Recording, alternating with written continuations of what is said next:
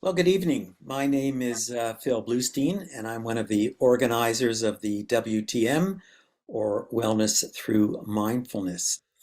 This is a group that we created in 2015, and it consists of a group of local Calgarians who had an interest in offering mindfulness and related topics freely to the community. Originally, we met at the Shaganappi Community Hall. With the advent of COVID, we partnered with the library and went Zoom, which we now have resumed. But the exciting, great news is that starting March 16th, we are going to go to a hybrid Zoom and in-person meeting at the Shaganappi Community Hall. So you can either be in the comfort of your home and watch on Zoom, or you can join us at the community center. It's a great space to meet. If you want to come out and help set up the room, 6:15 on that Thursday would be great. And we'd like to create some community. So between 6:30 and 7, there'll be tea and some treats that you're all welcome to come and join. We have two websites associated with the WTM. www.thebreathproject.org has an animated video on meditation and interviews with experts in mindfulness. And we have another one called wtm.thebreathproject.org, which is dedicated to the WTM. And on that, we have our notices. We have recordings of multiple previous talks, our mindful musing, and we have our resources. So it'd be really important if you could just sign up in order to be able to get the notices and know what's happening on a frequent basis. The structure of the evening is such that we will have this intro, then our speaker will come on and speak and do a meditation if part of her talk until 8 o'clock. Between 8 and 8:30, there will be time for questions and answers. And at any time during the evening, you can enter your question into the chat. Bear in mind that the evening will be recorded.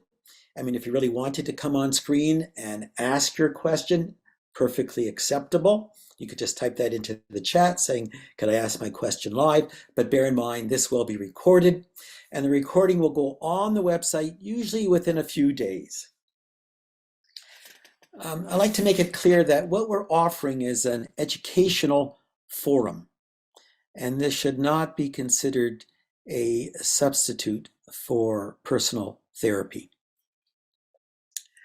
This is a not-for-profit group. None of the speakers, none of the organizers get any money whatsoever in terms of what we do. However, there are costs related to running the WTM. Mostly it's tech support, creating the posters and the notices that go out. And then starting March 16th, there will be the cost of the rental of the hall. So if you think in any way that this evening or any of our presentations are of value for you, a donation would be greatly appreciated. And this can be done through the WTM website. Bear in mind that we are going to go in person on March the 16th, and we are not asking for any proof of vaccination or require masking. I think it's very important that you determine your own risk level, and it would be of value if you feel this is important to be vaccinated and to wear a mask. I'd like to make a specific territorial acknowledgement. I acknowledge the traditional territories of the people of the Treaty 7 region in southern Alberta. The Tsuut'ina First Nation, Stoney Nakoda, and the city of Calgary is also home to the Métis Nation of Alberta, Region 3. So, what's coming up in the future? Well, on March 16th, we're having Listening Through Sensation, a guided pathway to your whole person intelligence. Lisa Strogel is going to be the presenter. And what it's going to be about, very interesting, especially for a live presentation, is Crystal Alchemy Singing Bowl Session. Lisa is a certified sound practitioner. On April the 6th will be insights learned from 80 years of cumulative mindfulness practice. And we're going to have Christine Francoeur, Leslie Ellistad, Alan Donsky, and myself share with you what are the pearls of wisdom that we think we have gleaned from our contemplative practice. So why wait 80 years to learn this? Come on out on April the 6th, and maybe we can share our insights with you. Finally, on April the 20th, we're going to have mindfulness-based cognitive therapy with Pam Hauk. This is a form of psychotherapy that has been shown to be of value in relapsing depression, anxiety, and chronic stress. I'd just like to let our group know of Don Edstrom. And Don passed away last weekend. He was a great supporter of the WTM. He came to our meetings faithfully, both on Zoom and in person. His contributions were always insightful and valuable, and he will be missed.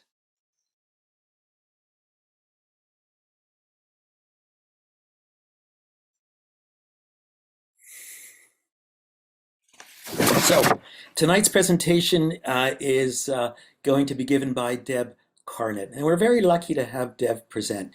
She has had a lengthy, experienced career. She's a professional social worker.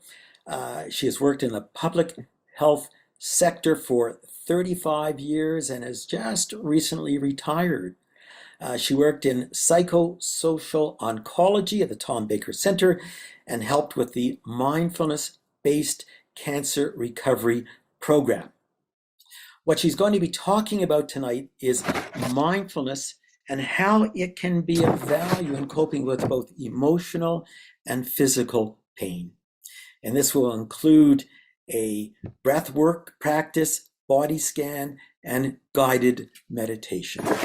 So I'm very pleased to turn the evening over to Debra Carnat, and I'm sure this will be a very informative and valuable evening. So with that, Debra, please take it over. Well, good evening, everyone. I'm really delighted to be here. I've been part of this group since its inception. And I can just say that both professionally and personally, mindfulness has been an invaluable tool in my life. I'm, as I think we all are, works in progress. I hope this evening is useful to you, and mostly I hope you enjoy it. So my intention tonight, as Phil said, most recently I'm in the process of recovering. I'm currently on medical leave, having had a third spine surgery at the end of October. So I'm still working on rehabbing myself. I wish that were sort of the end of my personal relationship with pain, which it isn't, unfortunately, but it has certainly enabled me to manage the experience. I just happen to live with a lousy musculoskeletal system, and I wish that surgery was the end of it. It is a modern miracle, I think, or my experience has been that.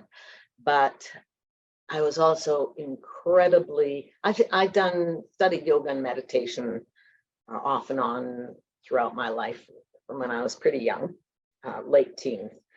But beyond that, I had a 20-year consistent class that I attended with my dear friend Mara Klein, which was just absolutely invaluable and was thrilled that not only was it useful to me personally, but I was able to bring it into my workplace. And most recently, having worked in a variety of places in Alberta Health Services, well, before it was ever Alberta Health Services, I worked as a child abuse therapist at the Children's Hospital for 18 years and managed social work for the last 4 of those years as well. And I worked palliative home care and did a couple stints working in mental health. It was really great to land at Tom Baker Cancer Center, where 2 of my colleagues had brought in a course on mindfulness shortly after John Kabat-Zinn had introduced it to the medical world. And my colleagues were both meditators themselves and decided that there was lots to be shared with our clients. And so it was really great for me when I didn't have to hide what I was doing and incorporating into my practice. I hope that you'll enjoy this evening. I hope there will be some learning or reminders, because sometimes it just has to do with how something is described or how it lands in our particular receptivity at that moment in time. I hope there are things that are useful. So hold on to what's useful, ignore what doesn't resonate for you, or perhaps consider revisiting it and seeing if it settles differently. I invite you to approach tonight's presentation and practice with curiosity and openness. It'll be, as Phil mentioned in the description, says a 3-part practice. First of all, just using breath as a tool to calm ourselves. And then we'll be doing a body scan and then a guided visualization.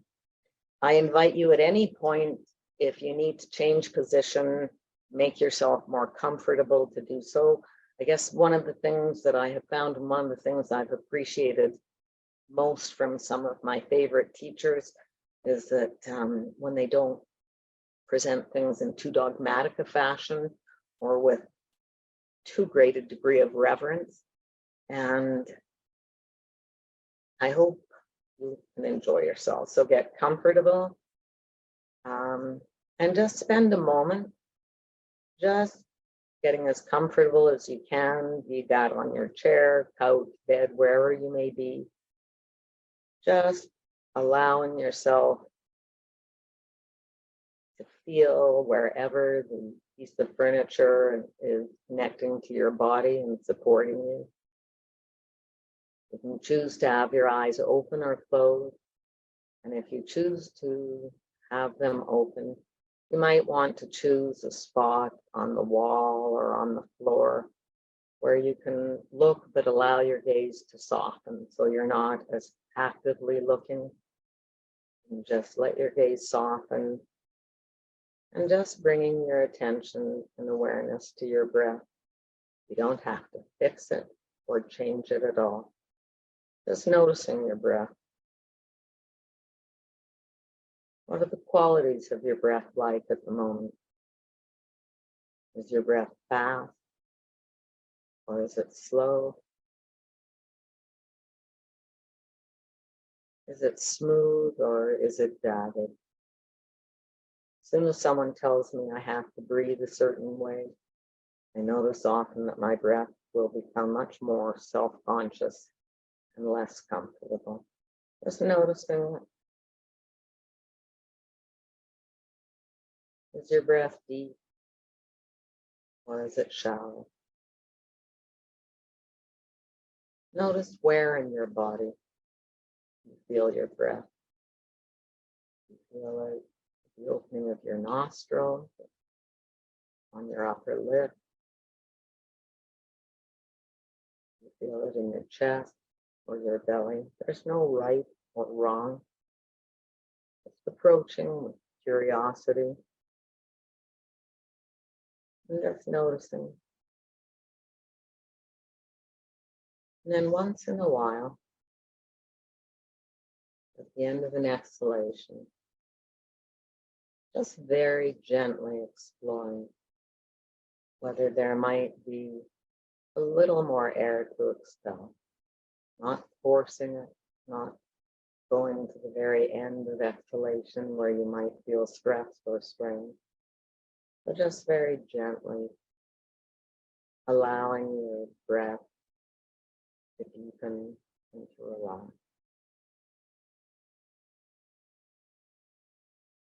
Much easier to deepen our breath by extending our exhalation rather than by trying to gulp in an inhalation.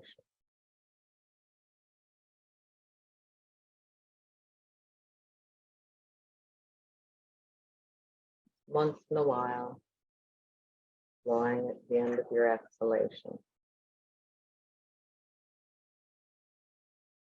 Whether you can just allow your exhalation to slightly extend.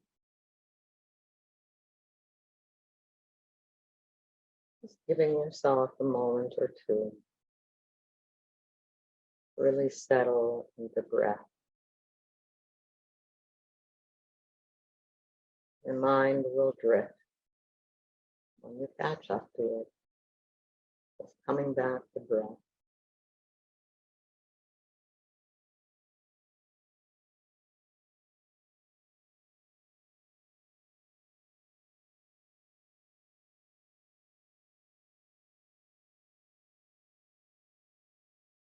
We're going to play with rectangular breathing tonight, because we know that if our exhalation is even slightly longer than our inhalation, and if we can do that for even a few minutes, it activates the parasympathetic system, which is our relaxation system. And there's a variety of ways that we can extend our exhalation and slightly constrict the back of your throat, which just allows the amount of air to be let out over a bit longer of a period of time, or you can purse your lips. Playing with it. Some people prefer counting, so they'll count their inhalation and count their exhalation. But perhaps just imagining that you're breathing through a rectangle, where you're inhaling on the shorter side, exhaling on the longer. Allowing the rectangle to match your pace of breathing, rather than having to fit into somebody else's blocks. Where you're inhaling on the shorter side, exhaling on the longer.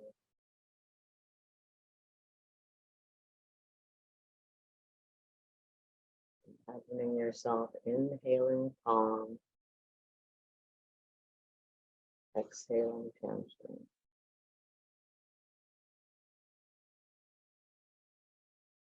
Perhaps imagining breath as a warm light. Bring into your body. Exhaling, just feeling yourself relax and release.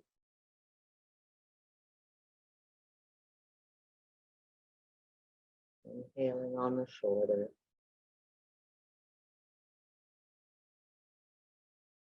Exhaling on the longer side.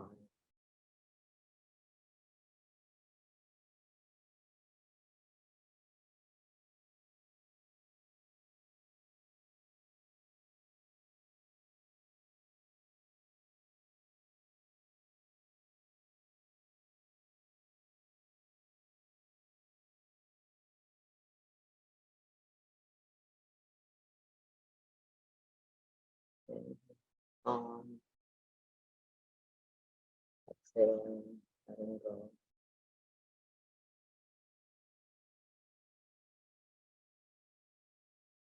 Just allowing yourself to settle into breath.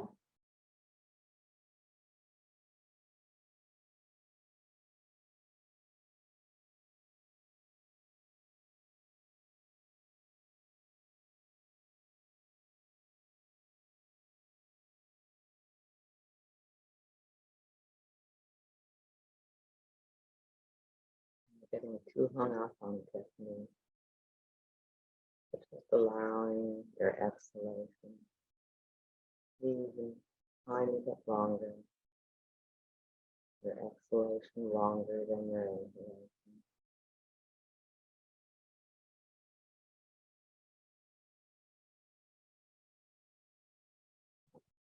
In that breath.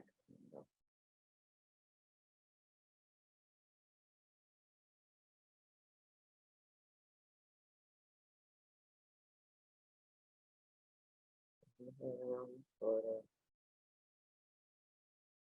exhaling on the longer side. Breath, warm light entering your body. Exhaling, feeling yourself relaxing.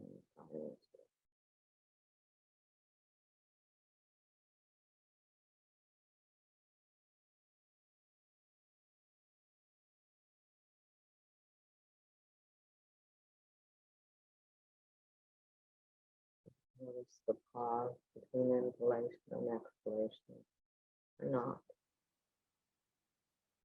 Again, there might be a pause between exhalation and inhalation.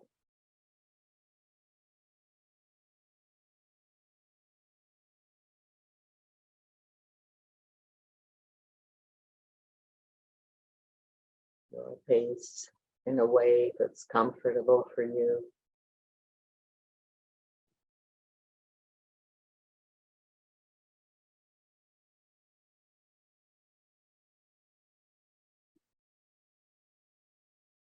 Inhaling on the shorter side and exhaling on the longer.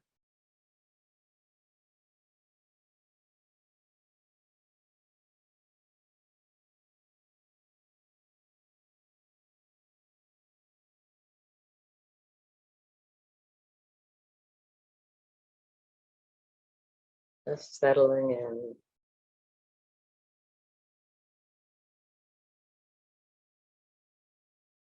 Mind wanders, come back to breath.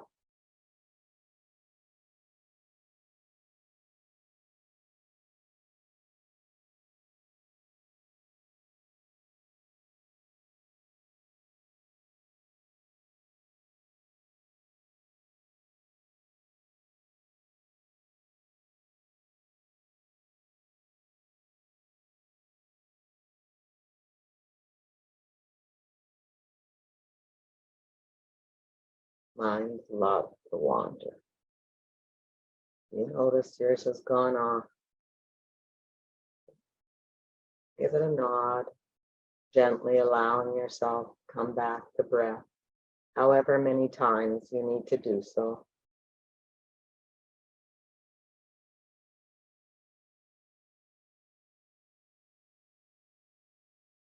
You may notice judgment if your mind wanders off. Just gently taking it by the hand and bringing it back.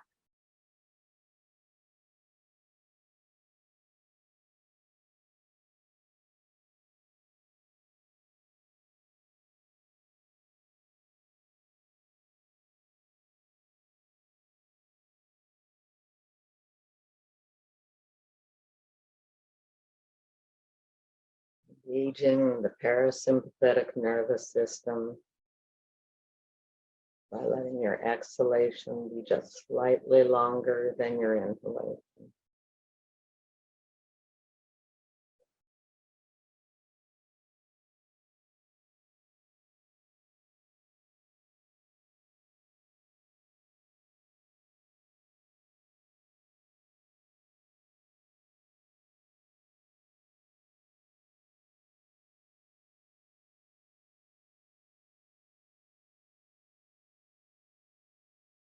Inhaling on the shorter side and exhaling on the longer.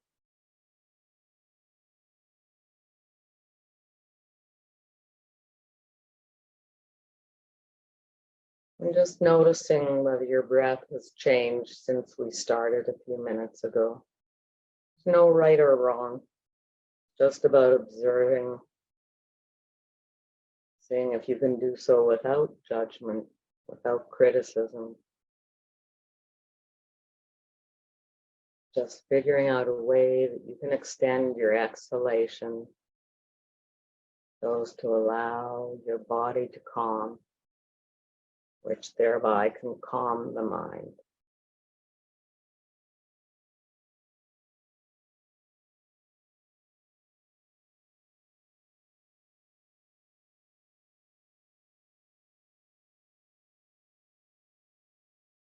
And gently now, let go of attending to your breath as we move into a body scan. And so beginning with the top of your head, just bringing your awareness to any sensation you might notice, or you may notice nothing in your scalp. And it's okay if you don't notice anything. Just checking in with your scalp, with your head, with the area around your eyes. Perhaps imagining you can feel behind your eyes, around your ears. Checking in with your cheeks and your jaw. And I invite you, where you do notice sensations, if they might be sensations of tension or unpleasantness or pain, I just invite you to imagine that you can direct your breath with your inhalation into that area. And with your exhalation, just imagining that you can release and relax, just letting that sensation go. So that by directing your breath into that area and exhaling, you can just relax any tension or uncomfortable sensations.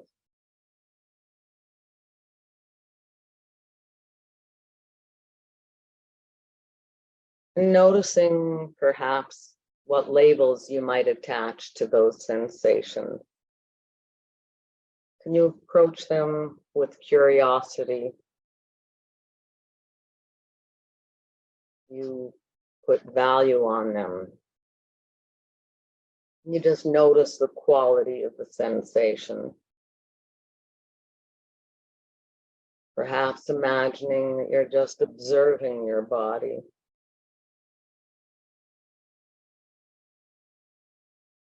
Checking into your throat. Checking into the back of your neck. Anywhere that you notice pain or tension, often areas that we have wounded or damaged or hurt, are areas that become more vulnerable to holding our attention. Just imagining that you can breathe into that area, and exhaling, just letting it go. Notice where there's no pain or no tension.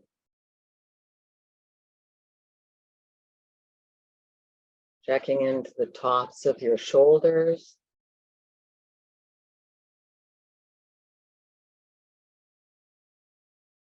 Down your arms, your upper arms, your elbow, your lower arms,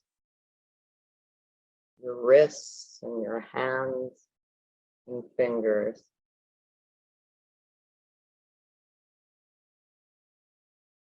Checking into your chest. Imagining you can just breathe into your chest. And with your exhalation, just releasing. Checking into your shoulder blades, your upper back, your mid back, your lower back, those cords of muscles that run alongside your spine on both sides. Just imagining you can breathe right into those cords, and exhaling, just relaxing any tension you might hold there.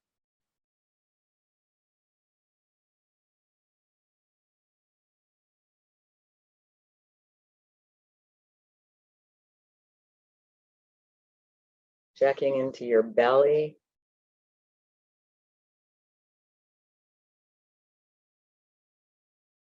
your pelvis,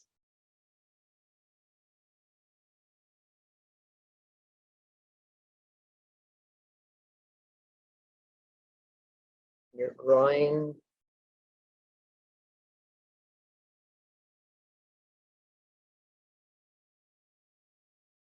your upper legs,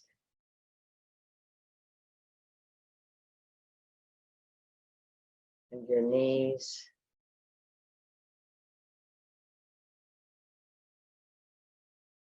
Your shins, calves,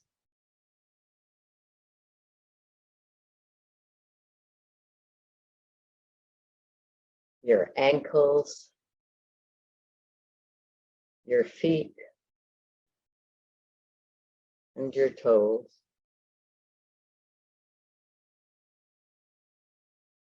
Any area that you're aware of that you might be holding tension or that's previously been injured. Just taking a few moments to imagine yourself breathing warm breath of life into that area. Breath of light and life. Just allowing it to warm your body, release and relax.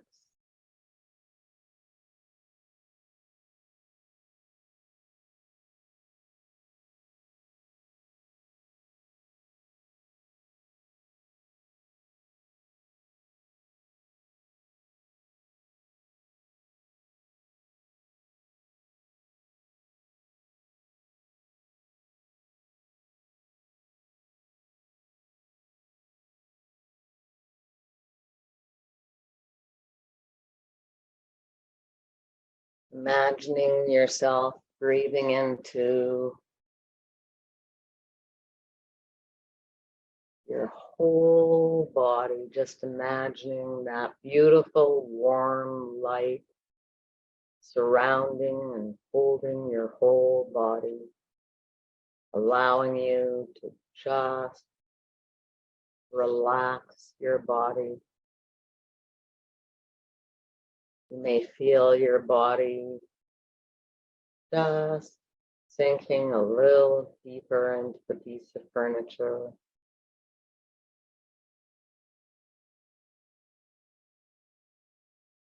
Just that warm light holding you in that beautiful, warm, comfortable, safe space.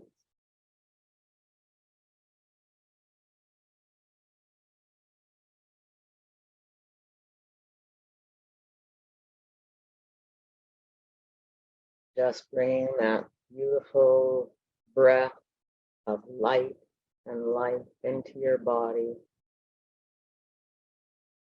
And as you exhale, just feeling your body relax,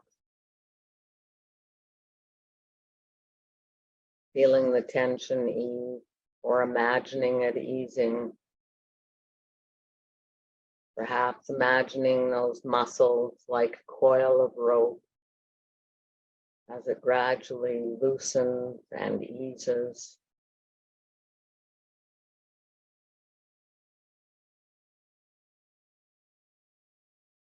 Comfort of the warm light.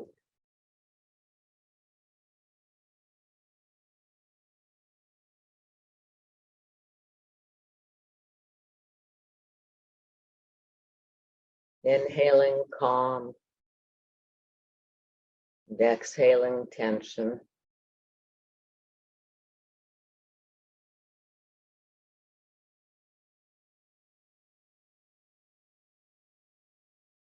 Where don't you feel pain? Really important to notice that. When don't you feel pain or tension in your body?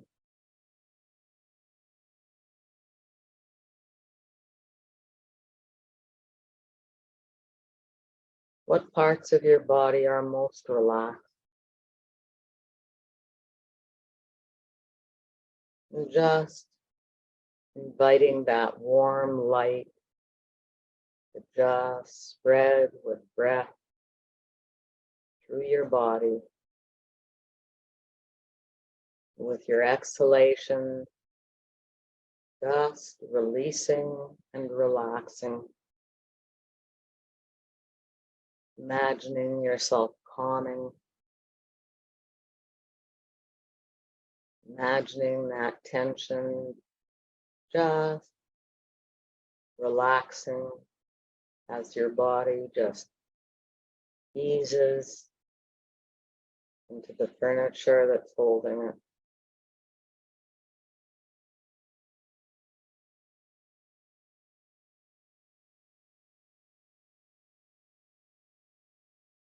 Inhaling calm, exhaling, letting it go.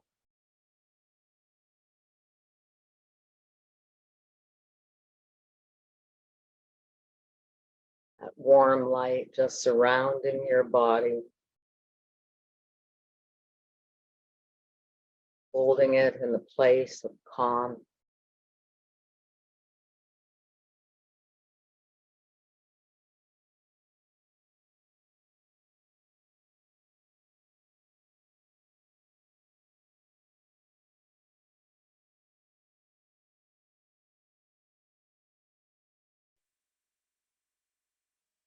Perhaps setting an intention to stay awake and alert, but allowing that if you happen to nod off occasionally, that may be what you need the most at the moment.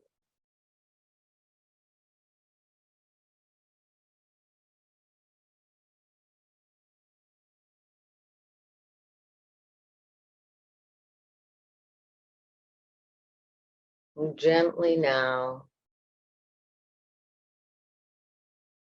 just imagining yourself in your safe place.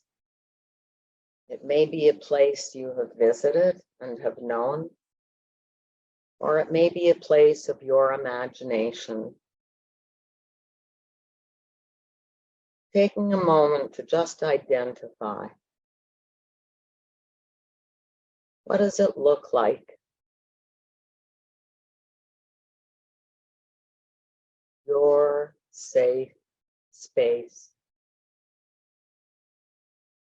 What are you seeing? What's around you? What are the objects, the colors? Are you inside an enclosure? Are you outside?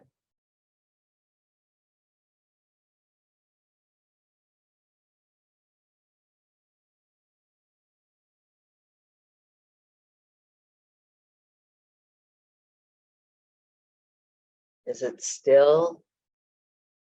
Are there movements? Are you alone, or are there others there with you?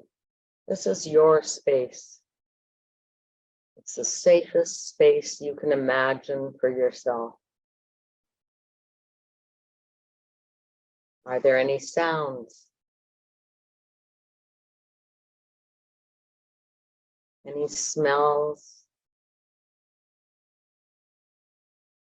Any sensation? Is there sun or breeze on your skin?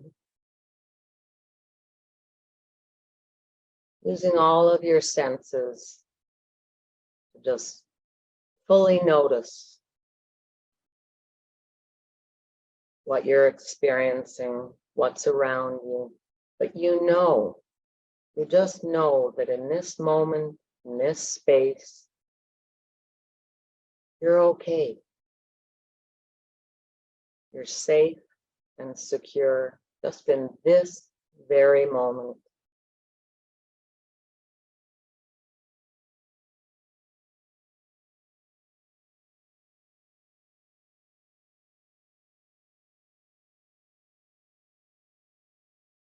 Just feeling the wonder and the wellness of this moment for you. But in this exact moment, you're safe. There's nothing bad happening. You feel yourself enveloped in a sense of calmness, of security. In this very moment, you have what you need. You have it within you.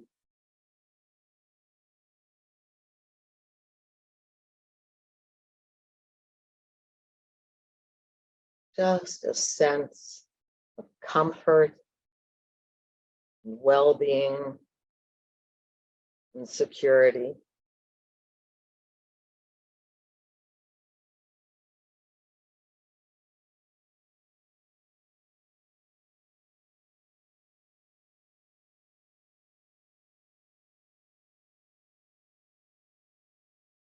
And suddenly you notice fabric surrounding your shoulders.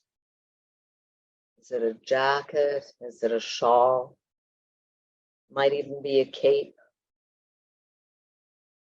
Incredibly comfortable. It's just the right weight. It's just light enough that it feels comfortable. You can just feel a little bit of air circulating, keeping you just the right temperature. But it's just heavy enough to be comfortable. Maybe that favorite sweater. Notice the colors of it. What are they like? Do they shimmer? Do they change? Do they stay the same? There's something quite remarkable about this fabric that's resting around your shoulders. You realize that this covering has a bit of an unusual quality to it, because things that you don't need just kind of bump up against it and slide right off. So there's almost, regardless of the texture of it, there's almost an unusual and a bit of a magical quality to it, in that other people's thoughts or opinions or whatever, they're not helpful to you. Just in this very moment, they can't permeate. And so within that beautiful piece of clothing, just within that, you feel safe, as safe as you can possibly be, secure and as comfortable.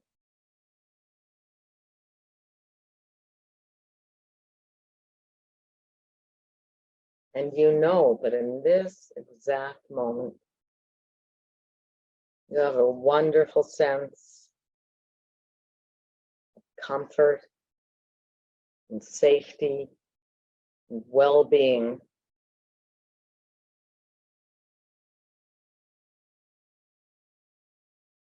And you know that in this very moment, you have the resources and the resiliency within you, that you're okay, just in this moment. And in this one,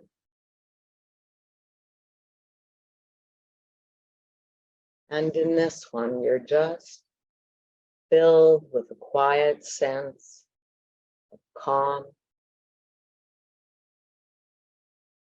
and safety and well-being.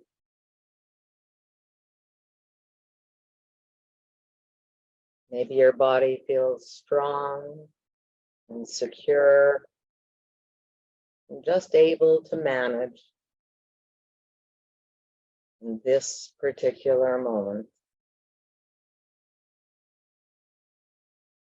And it's in only this very moment that you need to manage.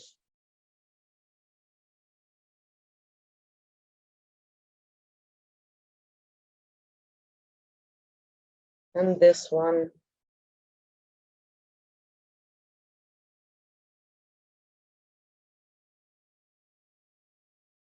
and this one as well. And you feel grounded. You feel a sense of comfort.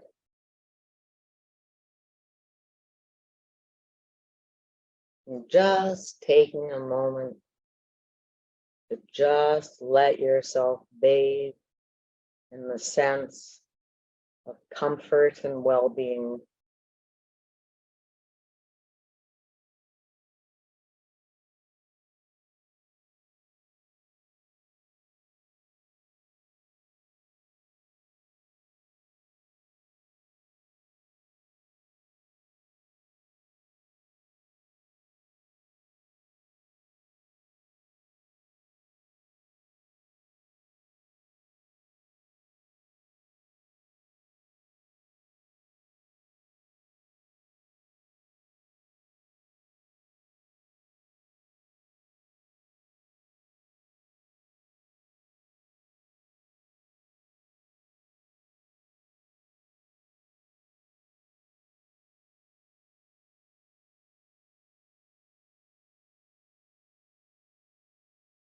That shawl or cape just surrounds you and affords you an extra layer of protection and of comfort.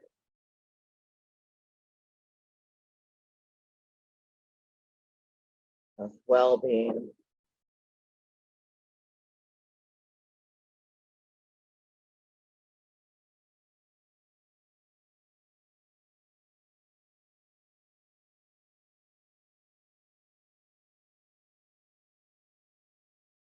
Keeping it just the exact right temperature for your comfort. Just giving you a quiet, calm space within it.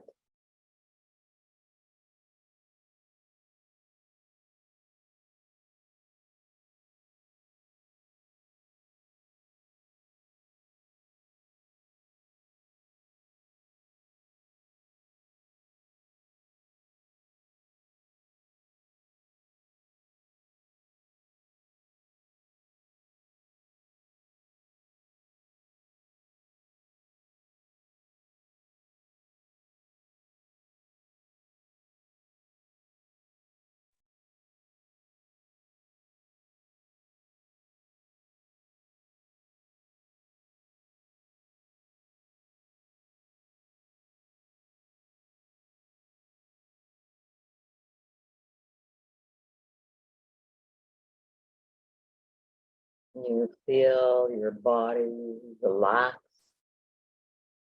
your mind calm,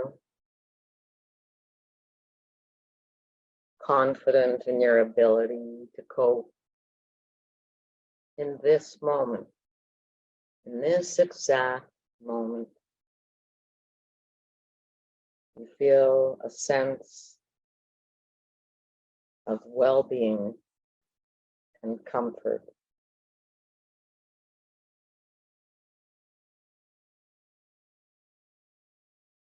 Just contained within yourself.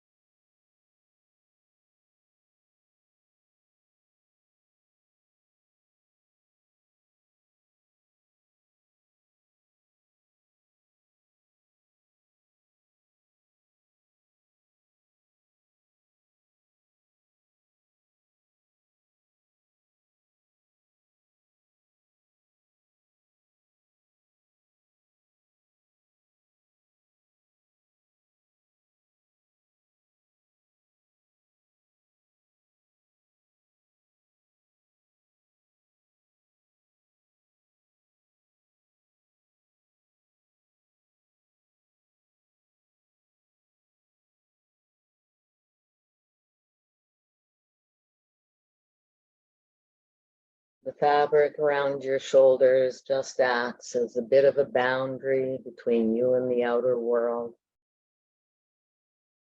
containing that calm, quiet energy.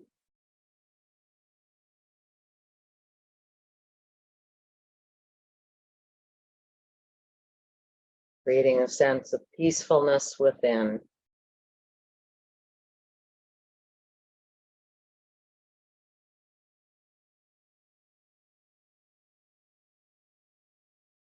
Helping you know that in this exact moment, you're okay.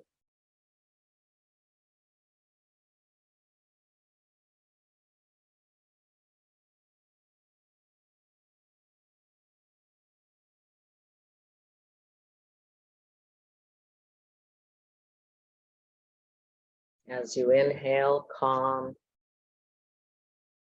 exhaling, just releasing any tension that you don't need in this particular moment in time.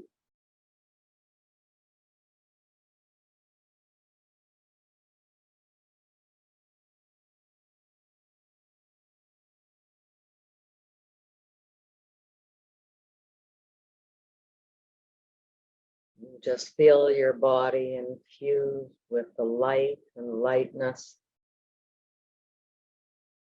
relaxation.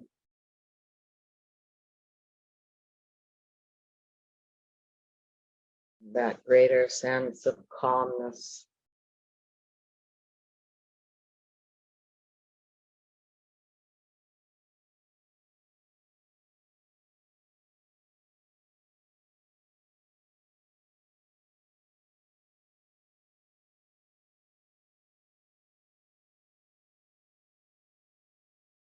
Just feeling your body surrounded by light and warmth, just the right temperature, and a sense of calm and well-being in this moment. You're doing fine.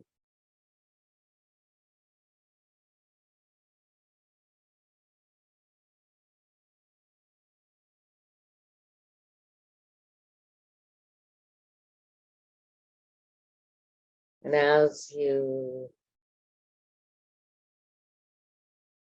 start to return, just imagining that you can gather up that beautiful, calm energy.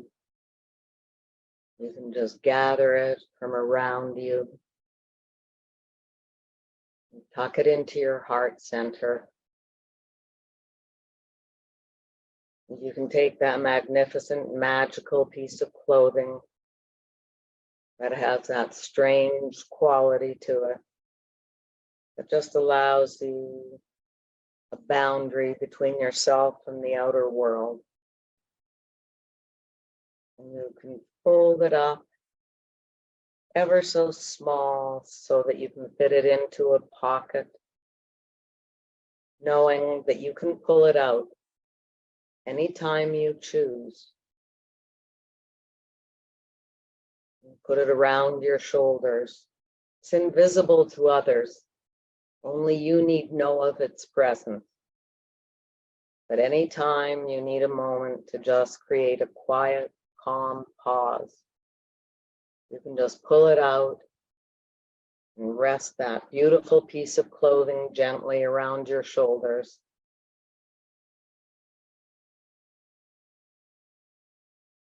And no one need know that it's there at all.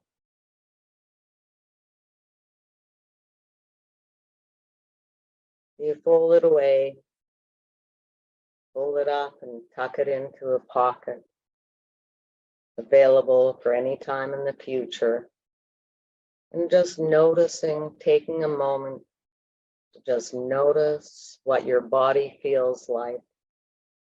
If you've created any greater sense of calm or quiet for yourself in the last few minutes. Noticing what it feels like so that it's easier to choose to return to this state.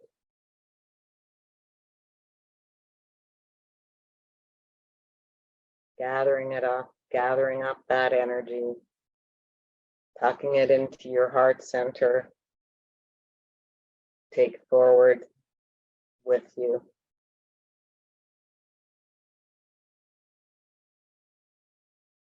And allowing yourself, really noticing how it feels. And then allowing yourself to just gently, gently return to this space, this here and now. Bringing that sense of calm, quiet well-being with you.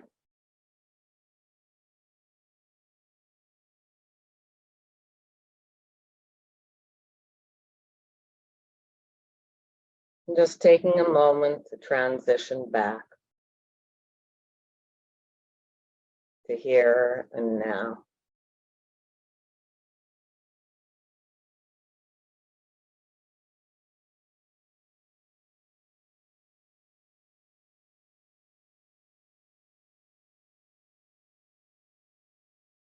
Maybe allowing your eyes to open if you choose, wiggling your fingers and your toes.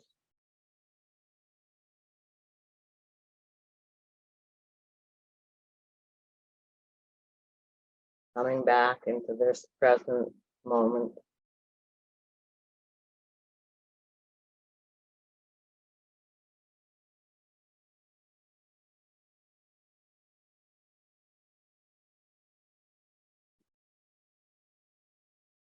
And I'll just share a few thoughts. I would invite anyone to jump in with questions or ideas that you'd like some help with, or that you'd like to share your ideas.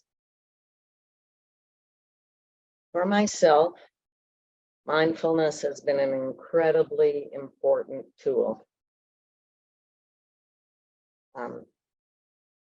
I mentioned that I just have a pretty messed up musculoskeletal system. I experience lots of different kinds of sensations, many of them unpleasant in my body. But I think I decided quite a few years ago that I did not want pain to become a really predominant theme in my life. And I'm also a neuroscience geek. Google thinks I'm a neuroscientist because I read a lot of articles around neuroplasticity. And it took me quite some time to understand that pain doesn't have to equal suffering, that our bodies will experience things, and that how we relate to those experiences has a real impact as to how much weight we give them. Because along with pain can come a lot of fear.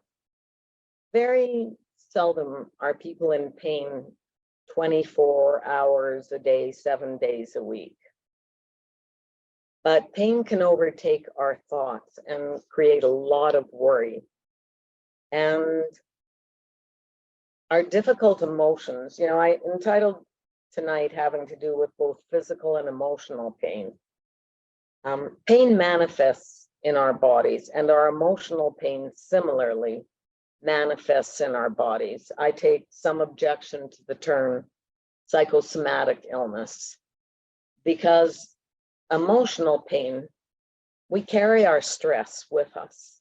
And particularly if you've had injuries, those areas tend to become somewhat vulnerable in the future. And suffering, it's not that pain is fun. Physical manifestations of pain are in no way fun. But a lot of what creates suffering is our fear as to what does pain mean for our future. And so we do a lot of worrying. And the more we worry, the more we entrench those worried neural pathways. And the more we entrench them, I kind of liken it to vinyl records. The more frequently we play them, the deeper those grooves become. And so I think it's really important that we notice what kinds of thoughts we associate with our pain, whether it's physical pain or emotional, whether it's following unrequited love or the breakup of a relationship. What are our thoughts around that? Will I ever love again? Will I ever be loved? Am I lovable? Or what does this spinal issue mean? Will I become immobilized in the future? How long, will I be able to walk? And for me, it's been really incredibly important to become a witness to my thoughts so that my thoughts don't dominate my reality. So that it took me a really long time to appreciate that my thoughts are only that. They are not thoughts. They are not necessarily determining of reality. And I have lots of physical issues. I only call something pain if it really is acutely painful. And I'm not suggesting that people don't. I mean, I absolutely believe in seeking medical assistance. And there are times where we may need medication. But medication alone won't necessarily, it can help ease our pain. But watching our thoughts about how we define that pain is really important. Sometimes my legs go rubbery and feel like they're going to cave. I have spinal stenosis. And I found myself a few years ago, my legs were feeling really rubbery and like they were going to give out. And I was on my way to the couch because I know that if I can lay horizontally, whatever nerve I'm irritating will ease. But I paused to consider, oh, my legs feel like they're going to cave, but will they actually cave? And I'm standing there in my living room examining, is this actual pain or what kind of sensation is it? And finally I realized, you're being an idiot, like hit the couch, because it's a really unpleasant sensation, regardless of degrees of unpleasantness. It's very unpleasant. So hit the couch because that's what'll alleviate it. But I think that if we can not presume every unpleasant sensation to be pain, I have lots of unpleasant nerve sensations. I have creepy, crawly irritation, feels like bugs running down my right arm a lot of the time. It's also really very understandable that when we're afraid, we can get into describing things as it always hurts. Well, my body is not in pain 24/7, and not every part of my body is in pain all the time. So when we're having pain or discomfort, noticing what isn't in pain is really important, because we have to, well, I have personally found it helpful to challenge those realities. I've just found that really important to me, because the more we ingrain and repeat those difficult messages about our pain and our suffering, the more that's where our brain tends to go to fairly automatically. So I have found it really important to notice those thoughts. And that's the beauty to me of mindfulness as a technique for living with chronic pain, because mindfulness is the little we that sit on our shoulder watching our brain. So we're not only part of the experience, but there's a little piece of us watching our brain and noticing how our brain is thinking and what it's thinking, that allows us perhaps to challenge those thoughts at times. Noticing what doesn't hurt. If it's your little finger that's not hurting, notice it, because noticing the exceptions, I think, is really important.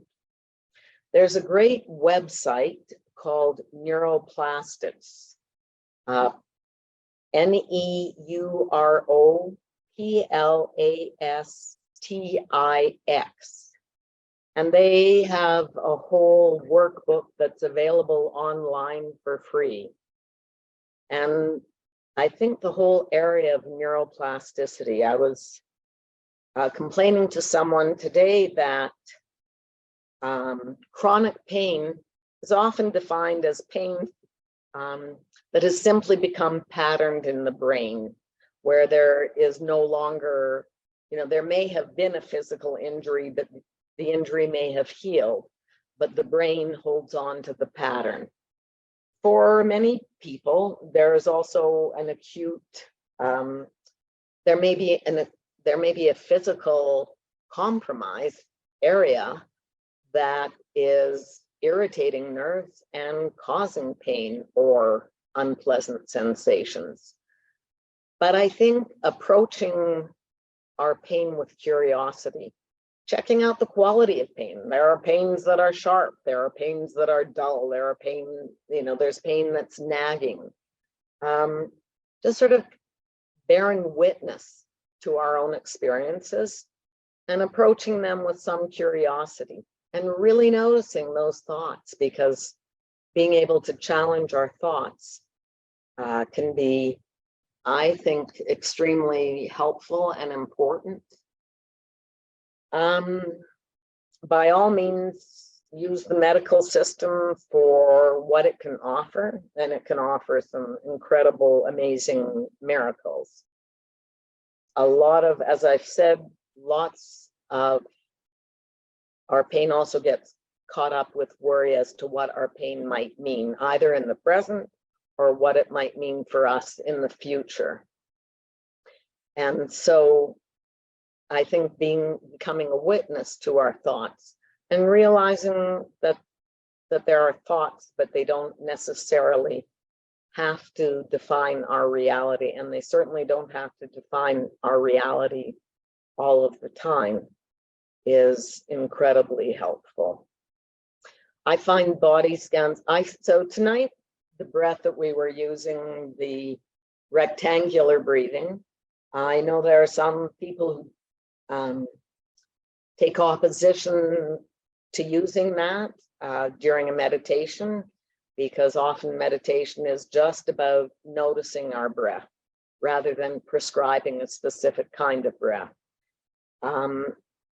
I think that if actively engaging our parasympathetic and calming system can help our bodies to relax, that we can choose to do that. And it may be as part of a meditation, or it may be your meditation, or it may be a separate exercise. But when we are in pain, it's really natural for the body to clench. And for me, when I'm clenched, I'm entrapping pain. Because if I'm holding my whole system tightly, then there's no way for the pain to relax and to be able to leave my body. And so I find it is really important to notice when I'm clenching my body and to allow myself to relax my body, because I can't let go of pain when I'm clenched and holding on to it really tightly. And clenching is a very normal reaction to pain, but we can choose to override it.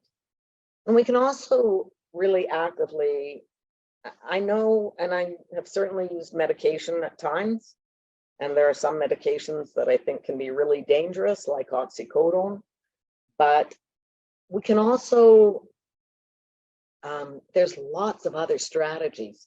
I find distraction to be incredibly important, be that music, be that walking, the Japanese call walking in greenery, forest bathing.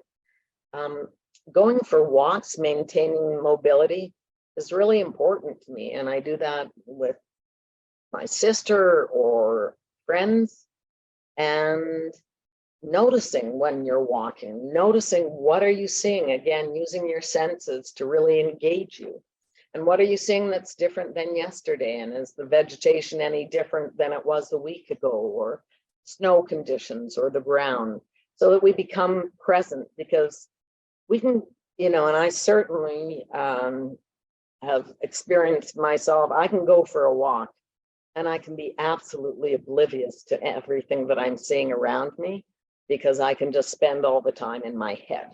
And so realizing when I'm doing that, getting out of my head and using my senses to engage myself to become present in that moment has been very important to me.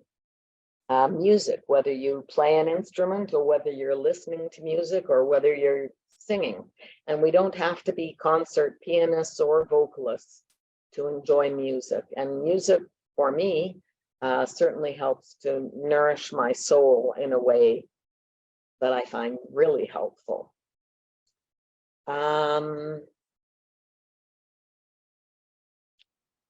I think really just trying to separate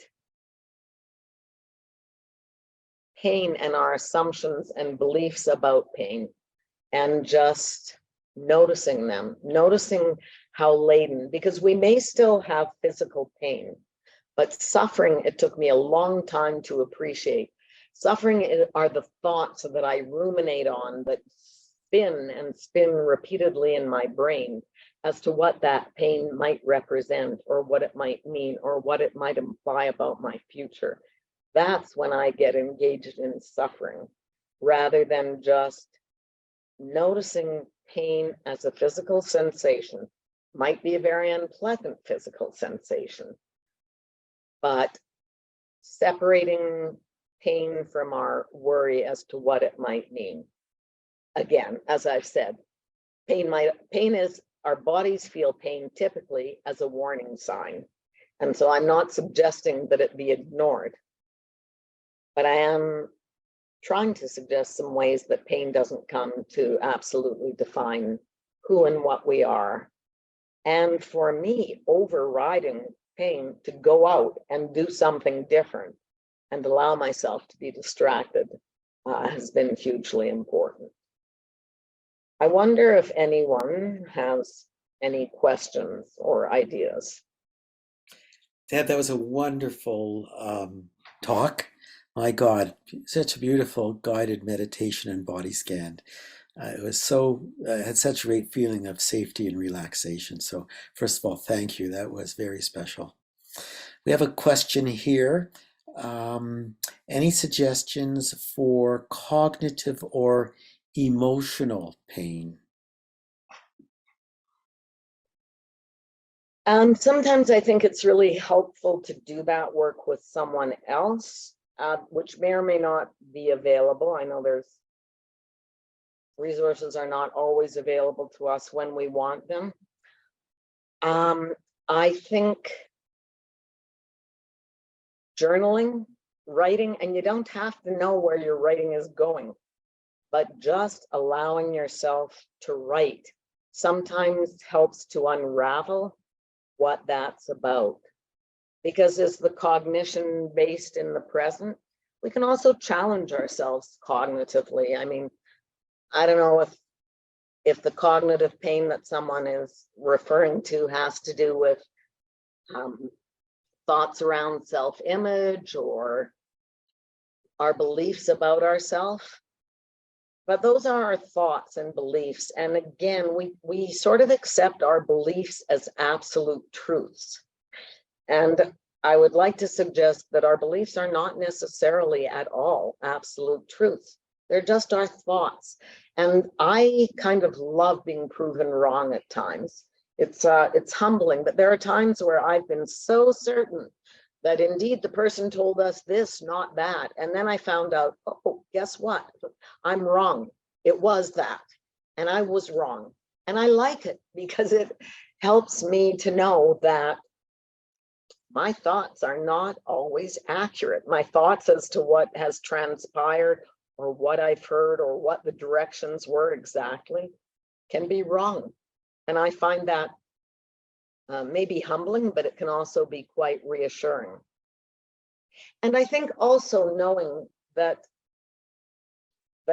time is just that, is that our emotional pain in a given moment is not necessarily going to be lasting.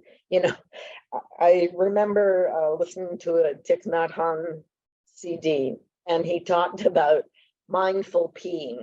And I loved it because it's like, how many times a day, he said, you go to the bathroom, but it's mindless. You're not, you're not thinking about what you're doing. But eventually you're going to get distracted. If you're in emotional pain, we can't maintain high levels of anxiety and tension forever. They're exhausting. They take a lot of energy. And so at some point, you're going to need a drink of water. You're going to need to go to the bathroom. The phone's going to ring. You know, we sort of get so caught in the present moment as defining everything, and time passes. And if you can think back to past experiences that you've had, or emotional cognitive pain that you thought would never be different, but somehow things change, because, you know, the idea that everything is impermanent can either fill us with absolute terror, or conversely, it can be somewhat reassuring, because even a state of emotional pain is not really likely. We only have, you know, our attention span is only good for so long. And then something else happens or distracts us. And distraction can be a great strategy for living with pain or coping with pain.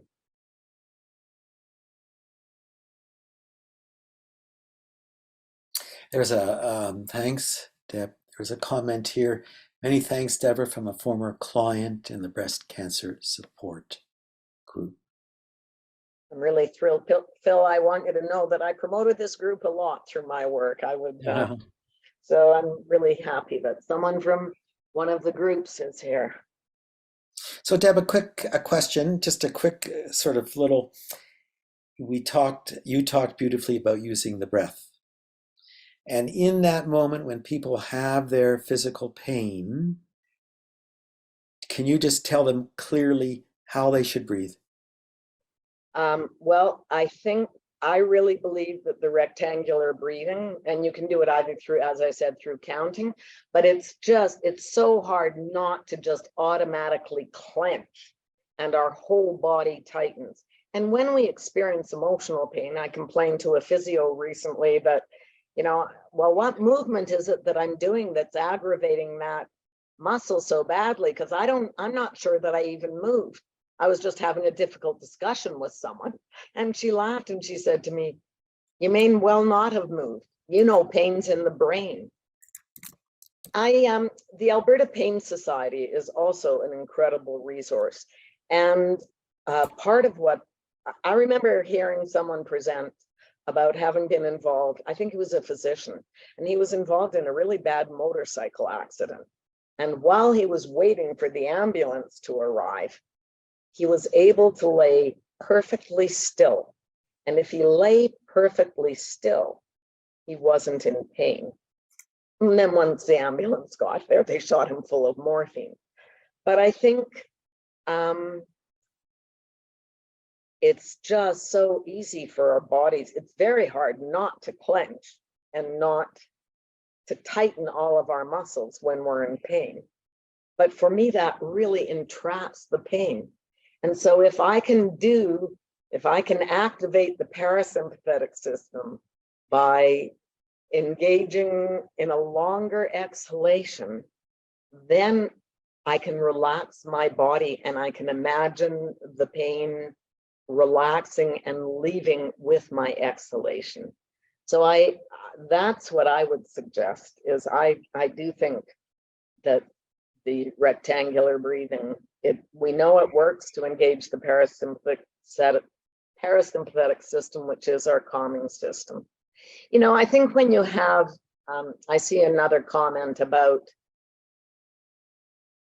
growing awareness about the challenges and limitations. And and the possibility of disability progression. And the possibility of, I mean, disability progression is really frightening. And I know that for myself. But I think that's where trying to come back, I think living in the present is an ongoing challenge because our minds don't stay present. Our minds automatically skip to past or future. A lot of the past has to do with, sometimes may have to do with regret or wishes otherwise. And future, especially when we're talking about medical issues, can involve fear. But we just can't predict the future. Like, again, which can be terrifying. Oh my God, none of us know the length, of our life. But on the other hand, we don't know. Oh my gosh, I'm gapping on her name. A wonderful author in this area. And she starts most of her books. She's written numerous books. She's got a variety of PhDs. And she led groups for typically men with AIDS in the 80s. And they were talking one night about how they were going to die. And she said, listen, none of us know what's going to happen. I mean, I could leave here and be in a car accident. Damn if that isn't what happened to her. And she wound up back at the same hospital. It wasn't Louise Hay, it was Joan Borisenko. And she wound up back at the same hospital that she had left, a few minutes earlier. And the seatbelt had done a terrible number on her nose. And she tells this story about the surgeon saying to her, do you pray? And she said, yes. And he said, could we take a moment to pray together? He said to her, how much do you want to know? And she said, as much as you can tell me. He said, do you want a mirror? And really, the seatbelt had done a terrible job on her nose. But what he prayed for was that he prayed that he be as present as possible during the surgery so that he could do the best job that he was capable of. And I kind of love, that story really stuck with me because we don't know. We don't know. And it's also pretty easy for our minds to go to catastrophizing. And really what we have to try and do is what is there, like life will, what I said in the description is life will inevitably, even for those of us who feel that we are fortunate to have pretty great lives or pretty blessed lives in a lot of ways. No one gets through life unscathed. So life will hand us difficulties. So it becomes ever much more important to enjoy whatever there is to enjoy, however small, whether that's the flower growing up amongst the weeds or the very casual conversation with a stranger, but that's a lovely conversation, or the good relationships that we do have, or the moments when we can catch our thoughts and notice that we're going to fear and take some breaths and calm ourselves and treat ourselves with kindness. Also physical touch is incredibly healing. And we've tended to believe that needs to come from somebody else. Just touching ourselves when we're in pain, touching the area that's in pain, if you can reach it, and touching it, imagining that you're not touching yourself, imagining that you're touching yourself the way you would touch someone that you hold dear, and affording ourselves some of the same kindness that we would choose to afford others, and the gestures. I think physical touch is incredibly important, especially when you're coping with pain, because you can come to feel like your body is your enemy, and it's not a helpful thought to regard our own bodies as enemies. So, it takes a lot of work to befriend your body when it's disappointing you in some ways.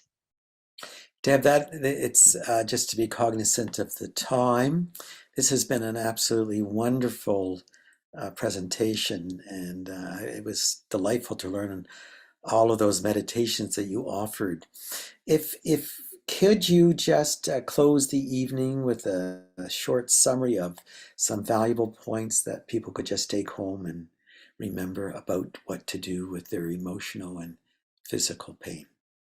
I think notice when we're in pain, noticing how we're holding our bodies and seeing if we can use breath to help calm and relax our bodies. Trying to cultivate that safe place as a place to retreat and a place of safety. Using whatever means you find helpful, be it beautiful music, be it calming touch, be it being held by a friend. Working hard on noticing the thoughts and the fears so that you can catch them, and finding exceptions to pain, I think, is really important so that pain doesn't cloud and take over our brain. Wonderful. Well, what a wonderful summary. There are so many valuable things that we have learned here tonight, Deb. WTM and everyone else here has enjoyed it immensely. So thank you very much. Just to let you know that this evening has been recorded and it will be on the website within the next couple days. And I'm even going to see if I could even try and break down your presentation to the meditation, the body scan, and the visualization, and actually post those as 3 separate guided meditations on the meditation section of the website, and yet have the whole presentation on the video portion of the website, because I think everybody it would be really helpful for them to be able to listen to that meditations that you have been offering. So just a reminder, March 16th, momentous for the WTM in the sense that we are going to be live, and that you're all welcome to join us at the Shaganappi Community Hall on March the 16th to listen to Lisa Strogel talk about the singing bowls. Again, if you thought that in some way what the WTM has to offer you is of value, a donation of any amount would be greatly appreciated, and this can be done through the home page on the WTM website. So with that, I'll close the evening. Thanks everyone for joining us tonight, and especially Debra Carnat. Thank you for a wonderful presentation. You're welcome. I guess I just want to, I want to say to people, stay hopeful, because even in the 6 years that I was at the Tom Baker, it's incredible to me, the progression of medicine. And I really think that they're making miracles every day. I think I'm a bit of evidence of that. I'm not sure everyone would agree, but it's remarkable what medicine can do, and it's progressing incredibly quickly. But we also have an incredible amount of power within ourselves. I wish everyone the very, very best, and thanks for being here tonight.